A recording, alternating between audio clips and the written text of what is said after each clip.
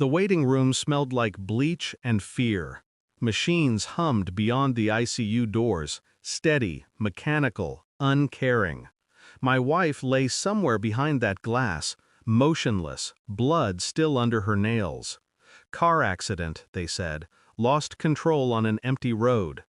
I should have been praying. Instead, I was staring at my daughter, 11 years old, pale, trembling. Her small hand gripping mine like a secret she was afraid to hold alone. "Dad," she whispered, eyes darting toward the nurses. "We have to run, now." I blinked. "What?" Her lip quivered. "I can't tell you here." Something cold settled in my stomach. I looked around. The corridor, the glass, the faces watching. There were none. Only us. Her fingers dug deeper into my palm. "Please," she said, "before they come." But before I could ask, a nurse appeared. "Sir, we need your signature for the surgery." When I turned back, my daughter was gone. They said children react differently to trauma, shock, confusion, flight response. I wanted to believe that. I tried to. But that night, when I found her in the hospital parking lot, barefoot, clutching her mother's phone like a weapon, I knew it wasn't trauma. It was fear. "Who are you running from?" I asked. Her voice cracked. "Mom." It didn't make sense. My wife was unconscious, breathing through tubes. But my daughter's terror wasn't imagined. It was raw, ancient, real. She handed me the phone. She told me not to look. But I did. The screen was cracked. Messages filled the screen. Unknown numbers, encrypted chats, names I didn't recognize. Hidden folders, videos.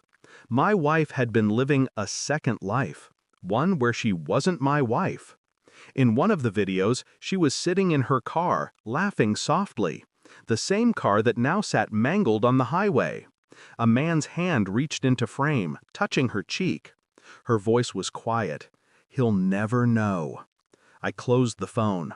My heart didn't race. It slowed. Steady, deliberate.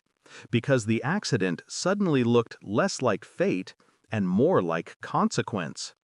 Over the next few days, I played my part, grieving husband, protective father. But my mind was elsewhere.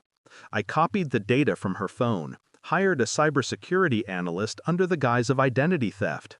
What he found wasn't just an affair, it was organized, coordinated. A series of wire transfers, secret accounts, hidden properties, all tied to a man named Mark Laird, a name that appeared in her messages one too many times, the same name that had paid for the SUV she crashed in, the same man listed as her emergency contact on one of her medical forms, before my number replaced it. I felt the edges of my life folding in on themselves. At home, my daughter barely spoke. She'd drawn something in her notebook, our family, but my wife's figure was crossed out, surrounded by red lines. "Why did Mom lie?" she asked one night. I didn't answer. Instead, I started tracing every lie back to its root. Every late-night meeting, every business trip, every smile that didn't reach her eyes. Each thread led to one place, Mark's company. And the accident? It happened 2 miles from his house. Coincidence dies under repetition. When my wife finally woke up, her voice was hoarse. "Where's Emily?" "She's fine," I said. "She's with my sister." Her relief was immediate, genuine, and wrong. I handed her the phone. "You left this in the car." Her eyes widened. Her fingers trembled as she scrolled. She tried to speak, but the ventilator's shadow still clung to her voice. "Please, you don't understand." "I understand enough," I said. Tears slipped down her face, not from pain, from exposure. She confessed without words. Every look, every hesitation screamed guilt. I leaned close. "Tell me, was he the one driving behind you that night?" Her silence was my answer. She didn't crash. She was running. From him, from me, from the weight of everything she'd built on deceit. I didn't turn her in. I didn't scream. I didn't destroy her life. I simply handed her a folder. Bank statements, messages, the will I'd quietly updated. Her signature still existed on all the transfers, not mine. She stared at it, realizing the trap she'd built for herself, brick by brick, lie by lie. Her voice broke. "You can't do this." "I already did." "Please, I'll lose everything."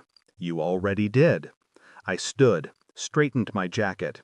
"You wanted to start a new life. I just made sure it's the only one you'll get."